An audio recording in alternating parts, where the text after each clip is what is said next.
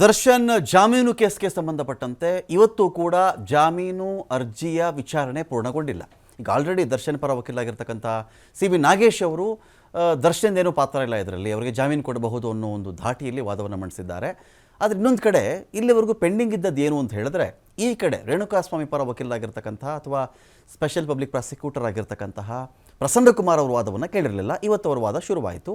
ಈ ವಾದ ಶುರುವಾಗಿದ್ದು ನಾಗೇಶ್ ಅವರು ಯಾವೆಲ್ಲ ಒಂದು ವಾದ ಸರಣಿಯನ್ನು ಮಾಡಿಕೊಂಡು ಬಂದಿದ್ದರೋ ಅದಕ್ಕೆ ಕೌಂಟರ್ ಆಗಿ ಈ ಕಡೆಯಿಂದ ಪ್ರಸನ್ನಕುಮಾರ್ ಅವರ ವಾದ ಇತ್ತು. ಈ ವಾದ ಇವತ್ತಿಗೆ ಮುಗಿದಿಲ್ಲ. ನಾಳೆ ಮಧ್ಯಾಹ್ನ 12:30 ಅದು ಮುಂದೂಡಿಕೆ ಆಗುತ್ತೆ. ವಾದ ಏನು ಅಂತ ನಾವು ಚೆಕ್ ಮಾಡ್ಕೊಂಡು ಹೋದಾಗ ನೋಡಿ, ಇಲ್ಲಿ ಭಾಳ ಇಂಟ್ರೆಸ್ಟಿಂಗ್ ಫ್ಯಾಕ್ಟ್ಗಳಿವೆ. ಪ್ರಕರಣದ ಮೊದಲ ಟ್ರಯಲ್ಗಳೆಲ್ಲ ಮಾಧ್ಯಮದಲ್ಲೇ ಮಾಡಿಬಿಟ್ಟಿದ್ದಾರೆ ಸ್ವಾಮಿ ಇವರು. ನಾಗೇಶ್ ಅವರು ಹೇಳ್ತಾ ಇದ್ರು, ಏನದು ಡೆಡ್ ಬಾಡಿನೂ ತೋರಿಸಿದಾರಲ್ಲಿ, ವಿಚಾರ ಎಲ್ಲ ಅವರೇ ಮಾಡಿ ಮುಗಿಸ್ಬಿಟ್ಟಿದ್ದಾರೆ ಮೀಡಿಯಾದವರು ಅಂತ ಹೇಳಿ ನಾಗೇಶ್ ಅವರು ಹೇಳಿದರು.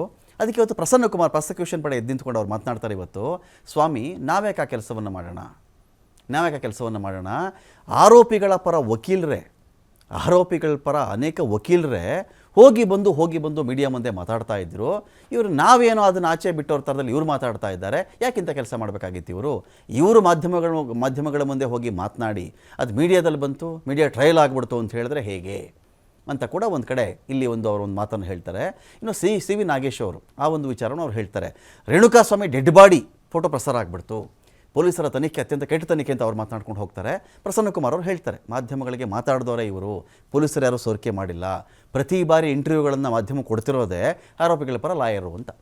ಸುದ್ದಿ ಬರಬಾರ್ದು ಅಂತ ಇರ್ತಕ್ಕಂಥವ್ರು ಯಾಕೆ ಸ್ವಾಮಿ ಇವರು ಇಂಟರ್ವ್ಯೂ ಕೊಟ್ಟರಲ್ಲಿಗೆ ಅಂತ ಒಂದು ಕಡೆ ಪ್ರಸನ್ನಕುಮಾರ್ ಅವರು ಹೇಳ್ತಾರೆ. ಸಿ.ವಿ. ನಾಗೇಶ್ ಅವರು ಹಿಂದೆ ಏನು ಹೇಳಿದರು ಅಂತ ಹೇಳಿದ್ರೆ, ದರ್ಶನ್ ವಿರುದ್ಧ ಕೊಟ್ಟಿರೋದೆಲ್ಲ ಸುಳ್ಳು ಸಾಕ್ಷ್ಯಗಳು, ಪ್ಲಾಂಟೆಡ್ ಎವಿಡೆನ್ಸ್ಗಳಿವೆಲ್ಲವೂ ಕೂಡ. ಎಲ್ಲ ಸಾಕ್ಷ್ಯಗಳನ್ನು ಐಒ ಇನ್ವೆಸ್ಟಿಗೇಷನ್ ಆಫೀಸರ್ ಅಥವಾ ತನಿಖಾ ಅಧಿಕಾರಿ ಸೃಷ್ಟಿ ಮಾಡಿ ಇಟ್ಬಿಟ್ಟಿದ್ದಾರೆ. ಇಲ್ಲಿ ನೀರಿನ ಬಾಟ್ಲಿ, ಮರದ ಕೊಂಬೆ, ನೈಲಾನ್ ಹಗ್ಗ ಎಲ್ಲವನ್ನು ತಂದು ಇಟ್ಬಿಟ್ರಲ್ಲಿ ಸೃಷ್ಟಿ ಮಾಡಿ ಇಟ್ಬಿಟ್ಟಿದ್ದಾರೆ ಇವರು. ಮೊದಲು ಪ್ರಕರಣದ ರಿಕವರಿ ವೇಳೆ ಸಿಕ್ಕಿರೋದೇನು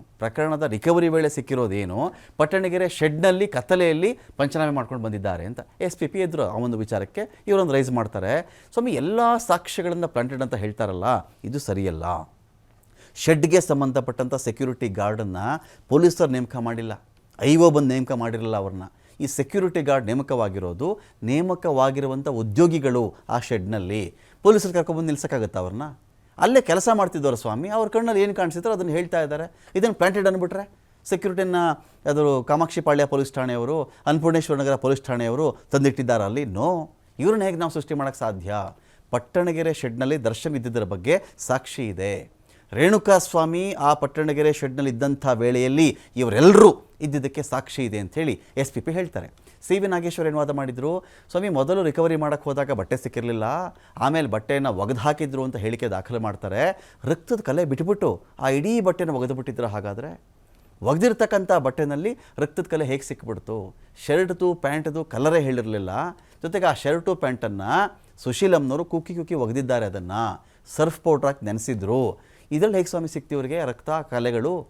ಒಂಥರ ಅರೇಬಿಯನ್ ನೈಟ್ಸ್ ಕತೆ ಸ್ವಾಮಿ ಅಂತ ಹೇಳಿದರು. ಪ್ರಸನ್ನಕುಮಾರ್ ಮಾತಾಡ್ತಾರೆ. ಅದಕ್ಕೆ ಸಾವಿನ ಸಮಯದ ಬಗ್ಗೆಯೂ ಕೂಡ ಮರಣೋತ್ತರ ಪರೀಕ್ಷೆ ವರದಿ ಇದೆ ಸ್ವಾಮಿ. ಎಷ್ಟು ಹೊತ್ತಿಗೆ ರೇಣುಕಾಸ್ವಾಮಿ ಸತ್ತ ಎನ್ನುವ ಬಗ್ಗೆ ಕೂಡ ಪೋಸ್ಟ್ ಮಾರ್ಟಮ್ ರಿಪೋರ್ಟ್ ಇದೆ. ಊಟ ಮಾಡಿದ 1-2 ಗಂಟೆಗಳಲ್ಲಿ ಅವನ ಸಾವು ಸಂಭವಿಸಿದೆ. ಹೊಟ್ಟೆಲಿರ್ತಕ್ಕಂಥ ಆಹಾರದ ಅಂಶವನ್ನು ಗಮನಿಸಿ ನೋಡಿಯೇ ವರದಿ ಕೊಟ್ಟಿದ್ದಾರೆ. ವೈದ್ಯರೇ ವರದಿ ಕೊಟ್ಟಿದ್ದಾರೆ. ಪೋಸ್ಟ್ ಮಾರ್ಟಮ್ ಮಾಡಿದಂಥ ವೈದ್ಯರು ಎದೆಗೂಡಲ್ಲಿ ಆ ಮನುಷ್ಯನಿಗೆ 17 ಗಾಯ ಆಗಿದೆ. ಏನು ಹೇಳ್ತಾ ಇದ್ರು ಡಿಫೆನ್ಸ್ ಅವರು? ಒಂದೇ ಒಂದು ರಕ್ತಗಾಯ ಆಗಿದೆ ಸ್ವಾಮಿ, ಆ ಒಂದು ಗಾಯದಲ್ಲಿ ರಕ್ತ ಎಲ್ಲ ಚಿಂಬಿಟ್ಟು 14 ಜನರ ಬಟ್ಟೆಗಳ ಮೇಲೆ ಹಾರ್ಬಿಡ್ತಾ, ಇದು ನಂಬೋ ಕಥೆನಾ ಸ್ವಾಮಿ ಅಂತ ಹೇಳಿದ್ರಲ್ಲ. 17 ಗಾಯ ಆಗಿದೆ ಸ್ವಾಮಿ ಆ ಮನುಷ್ಯನಿಗೆ, ಎದೆಗೂಡು ಭಾಗದ ಮಾತ್ರ. ಟೋಟಲಾಗಿ 32ಕ್ಕಿಂತ ಜಾಸ್ತಿ ಇಂಜುರೀಸ್ ಇರಬೇಕು, ಎದೆಗೂಡಲ್ಲಿ ಮಾತ್ರ 17 ಗಾಯ ಇದೆ. ಆತನ ಶ್ವಾಸಕೋಶಕ್ಕೆ ಎದೆಗೂಡಿನ ಮೂಳೆ ಚುಚ್ಕೊಂಡಿದೆ, ಅಲ್ಲಿ ಮರ್ಮಾಂಗದ ರಕ್ತಸ್ರಾವಾಗಿದೆ ಸ್ವಾಮಿ. ಎಲ್ಲ ಸಾಕ್ಷಿ ಗಮನಿಸ್ಬಿಟ್ರೆ ಈ 17 ಗಾಯ ಆಗಿರೋದು ಅರೇಬಿಯನ್ ನೈಟ್ಸ್ ಕಥೆನಾ, ಅರೇಬಿಯನ್ ನೈಟ್ಸ್ ಸ್ಟೋರಿನಾ, ಇದು ಮ್ಯಾಜಿಕ್ಕಾ? ಇದು ಇಲ್ವಲ್ಲ. ಸಿ.ವಿ. ನಾಗೇಶ್ ಒಂದು ಮಾತು ಹೇಳಿದರು, ದರ್ಶನ್ ವಿರುದ್ಧ ಸಂಗ್ರಹ ಮಾಡಿರೋದೆಲ್ಲವೂ ಕೂಡ ಸುಳ್ಳು, ತನಿಖಾಧಿಕಾರಿಗಳು ಸೃಷ್ಟಿ ಮಾಡಿರೋದು ಅಂತ. ಪಟ್ಟಣಗೆರೆ ಶೆಡ್ಡಲ್ಲಿ ಕತ್ತಲೆಯಲ್ಲಿ ಪಂಚನಾಮೆ ಮಾಡ್ಕೊಂಡು ಹೋಗಿದ್ದಾರೆ ಅಂತ, ಲ್ಯಾಪ್ಟಾಪ್ ಮೂಲಕ ಟೈಪ್ ಮಾಡಿಸಿದ್ರು ಅಂತ ಎಲ್ಲವನ್ನು ಅವರು ಆರೋಪವನ್ನು ಮಾಡಿದರು. ಪ್ರಸನ್ನಕುಮಾರ್ ಅವರು ಹೇಳ್ತಾರೆ, 10 ನಿಮಿಷ ಸ್ವಾಮಿ ರೇಣುಕಾಸ್ವಾಮಿ ಅವರ ಕಾಲಿಗೆ ಬೆನ್ನಿಗೆ ಹೊಡೆದಿದ್ದಾರೆ. ಬೆನ್ನ ಮೇಲೆ ಬಂದಿರತಕ್ಕಂಥ ಬಾಸುಂಡೆಗಳು ಇದಕ್ಕೆ ಸಾಕ್ಷಿ, ಕಾಲಲ್ಲಾಗಿರ್ತಕ್ಕಂಥ ಗಾಯಗಳು, ಏಟಿನ ಗುರುತುಗಳು ಸಾಕ್ಷಿ. ದರ್ಶನ್ ಮರ್ಮಾಂಗದ ಮೇಲೆ ತುಳಿದಿರೋದು, ರೇಣುಕಾಸ್ವಾಮಿಯ ಮರ್ಮಾಂಗದ ಮೇಲೆ ದರ್ಶನ್ ತುಳಿದಿರೋದು. ನಂತರ ಆತನ ಪ್ಯಾಂಟ್ ಬಿಚ್ಚಕ್ಕೆ ಹೇಳಿ ದರ್ಶನ್ ಒದ್ದಿರೋದು ನಿಜ. ಖಾಸಗಿ ಅಂಗಕ್ಕೇನೆ ದರ್ಶನ್ ಹೊಡೆದಿರೋದು, ತುಳಿದಿರೋದು ಇದೆಲ್ಲ ಬೇರೆ ಯಾರೋ ಸೃಷ್ಟಿ ಮಾಡಿರೋದಲ್ಲ, ಪ್ರತ್ಯಕ್ಷದರ್ಶಿ ಪುನೀತ್ ಹೇಳಿಕೆ ಇದು. ಆರೋಪಿಗಳ ಸ್ವಇಚ್ಛ ಹೇಳಿಕೆ ಇಟ್ಕೊಂಡು ಅವತ್ತು ಡಿಫೆನ್ಸ್ ಅವರು ವಾದ ಮಾಡ್ತಾಯಿದ್ರು. ಹಾಗಾದರೆ ಇದೇನು ಪುನೀತ್ ಹೇಳಿಕೆ ಏನಿದು? ಪ್ರತ್ಯಕ್ಷದರ್ಶಿ ಹೇಳಿಕೆ, ಇದೆಲ್ಲ ಎವಿಡೆನ್ಸ್ಗಳಲ್ವಾ? ಸಿ ವಿ ನಾಗೇಶ್ ಅವರು ಹೇಳಿದರು, ಕಾಲ್ ಡೀಟೇಲ್ಸ್ ಆಧಾರದ ಮೇರೆಗೆ ಒಳಸಂಚು ಅಂತ ಹೇಳಿಬಿಡ್ತೀರಾ ನೀವು? A1 ಸ್ನೇಹಿತೆ ಅಂತ ಅಭಿಯೋಚನೆಯಲ್ಲಿ ಹೇಳ್ತಾರೆ ಇವರು. A1 ಪವಿತ್ರಗೌಡ ಸ್ನೇಹಿತೆ ಅಂತ ಹೇಳ್ತಾರೆ ಇವರು. ಕೃತ್ಯದ ಸಂದರ್ಭದಲ್ಲಿ ಮಾತ್ರ ಅಲ್ಲ ಸ್ವಾಮಿ, ಹಲವು ವರ್ಷಗಳಿಂದ ಸ್ನೇಹಿತರವರು. ಈ ಕೃತ್ಯ ಮಾಡಿದಾಗ ಮಾತ್ರ ಕಾಲ್ ಮಾಡಿಬಿಟ್ಟಿದ್ರಾ ಸ್ನೇಹಿತೆ? ಕೆಲಸದವ್ರಿಗೆ ಕರೆ ಮಾಡಿಬಿಟ್ರೆ ತಪ್ಪ? ಅದೇ ದೊಡ್ಡ ಎವಿಡೆನ್ಸಾ? ಕೃತ್ಯಕ್ಕಿಂತ ಮುಂಚೆನೂ ಹಲವು ತಿಂಗಳುಗಳಲ್ಲಿ 100 ಸಲ ಕರೆ ಮಾಡಿದ್ದಾರೆ.